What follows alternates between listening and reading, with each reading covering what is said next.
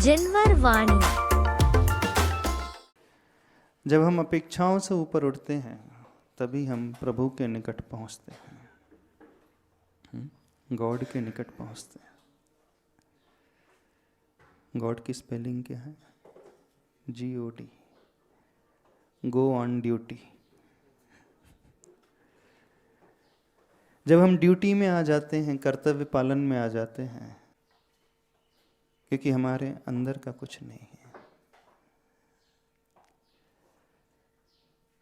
लेकिन हर एक के बस की बात होती नहीं,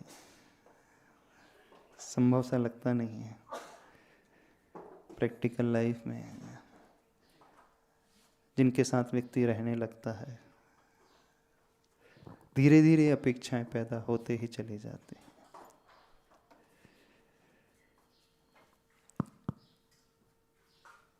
थोड़ा सा एक पुरुषार्थ हम भीतर से करें, वो अपेक्षा पैदा ही ना हो। लेकिन जब ऐसा संभव नहीं है तो दूसरा रास्ता हमारे पास क्या है? तो हम स्वयं ही करने से हम बच नहीं सकते। कोई भी व्यक्ति बिना कार्य की रह नहीं सकता। संसार में रहेगा तो कुछ ना कुछ कार्य अवश्य करेगा ही करेगा। लेकिन हमें कार्य भी करना है और उससे उतना जुड़ना भी नहीं है। यह जब जागृति भीतर पैदा होगी तभी हम अपने आप को बचा पाएंगे, अन्यथा हम कभी नहीं बचा पाएंगे अपने आप को। अब प्रश्न आ जाता है कि ऐसा होता नहीं है। धीरे धीरे हम बहने लगते हैं, हमारे भीतर वो भाव पैदा होने लगता है कि आई एम द डूअर, है ना, मैं हूं, मैं कर रहा हूं। तो जितने ही हमारे पास मन में ये कर्तापन की बुद्धि पैदा होगी उतने ही हम दुखी होंगे। ये तो फैक्ट है। उतनी ही अपेक्षाएं हमारे मन में पैदा होते चले जाएंगे। अब प्रैक्टिकल लाइफ में पूरा तरीके से पॉसिबल नहीं होता है, तो दूसरा रास्ता है मैनेज योर एक्सपेक्टेशंस। हम उन अपेक्षाओं को व्यवस्थित करना सीखें। एक्सपेक्टेशन यदि पैदा हो ही रही है तो कितनी एक्सपेक्टेशंस हम पैदा करें, किन किन से हम अपेक्षाओं को पैदा करें। यदि हम यह भी व्यवस्थित करना सीख गए तो बहुत अच्छा एक बैलेंस बन सकता है। जब एक्सपेक्टेशंस हम दूसरों से करते हैं तो एक्सपेक्टेशंस हम स्वयं से भी करना सीखें। जब जब व्यक्ति दूसरों से अपेक्षाएं रखेगा उसकी पीस और प्रोग्रेस अवश्य बाधित होगी, उसकी शांति अवश्य भंग होगी। 2 वर्ड्स आते हैं, deserve and desire. Deserve then desire, deserve then desire. क्या हमने कहा?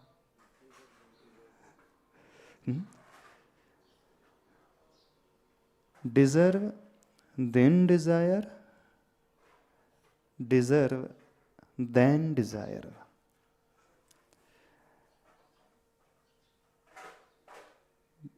When I am saying then, THEN, deserve, then desire. Again, deserve, then desire. अपने भीतर योग्यता पैदा करें, फिर अपेक्षाओं को, इच्छाओं को पैदा करें। अपने भीतर डिजायर्स, एक्सपेक्टेशन करने के बजाय योग्यता पैदा करें। देखो, चिंतन करो, कहाँ आप दुखी हो रहे हैं, कहाँ परेशान हो रहे हैं, क्यों परेशान, और उसके रीजन को पकड़ने की कोशिश करें। कौन कौन से क्षेत्र में आप अपनी धर्मपत्नी से, पति से एक्सपेक्टेशन करने लगते हो? कभी इसके बारे में सोचा आप? सोचो, प्रिसाइसली सोचो किस कार्य को लेकर के सबसे ज्यादा अपेक्षाएं रहती है? देखना, आप लोग कभी सोचते भी नहीं, विचारते ही नहीं। कौन से कार्य को लेकर? और आपस में कॉन्फ्लिक्ट कब पैदा होता है जनरली?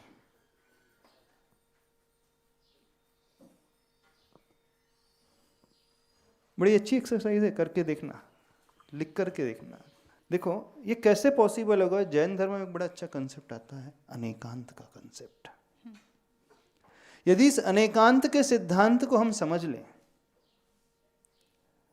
तो बहुत कुछ बैलेंस आसानी से हो जाएगा। प्रॉब्लम ये होता है, हर व्यक्ति सिर्फ अपने ही चश्मे से दुनिया को देखने की कोशिश करता है। कितने लोग अनेकांत के सिद्धांत को, अनेकांत मतलब जानते हो क्या होता है?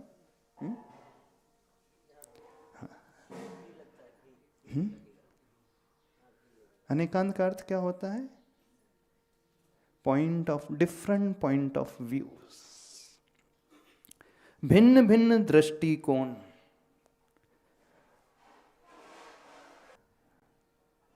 अब समझो थोड़ा सा, कोई एक सिचुएशन आपके साथ निर्मित हो रही है। कब कब कॉन्फ्लिक्ट पैदा होने लगता है आपस में? आप अपनी बात पर अड़े हैं, सामने वाला अपनी बात पर अड़ा। माई वे इज हाईवे। अच्छा, माई वे इज हाईवे, बस। तो कभी ये भी सोचे हम उसके पोस्चर्स में, उसके एंगल से उस सिचुएशन को देखने की कोशिश करें।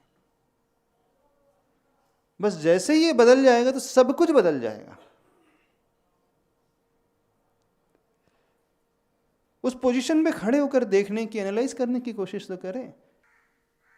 तो एक्सपेक्टेशन को मैनेज करना सीखें, किससे कितना एक्सपेक्ट करें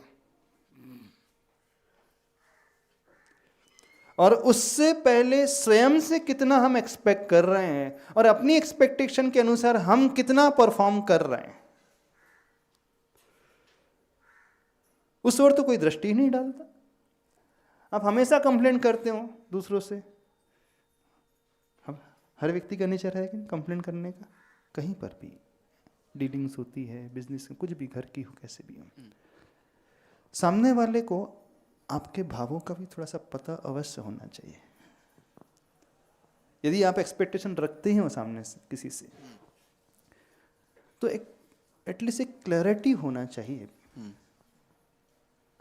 कई बार ऐसा भी हो जाता है लाइफ में, उसे बिल्कुल भी समझ ही नहीं आता है।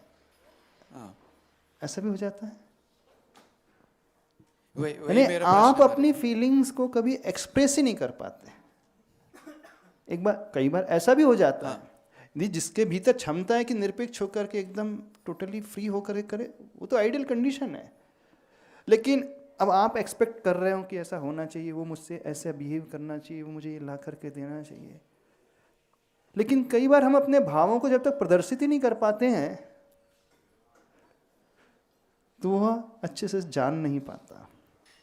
तो एक कंफ्यूजन उसके मन में ना हो, यह भी हम ध्यान रखें। एक क्लैरिटी हम मेंटेन करके रखें तो भी बहुत कुछ स्थिति बदल सकती है।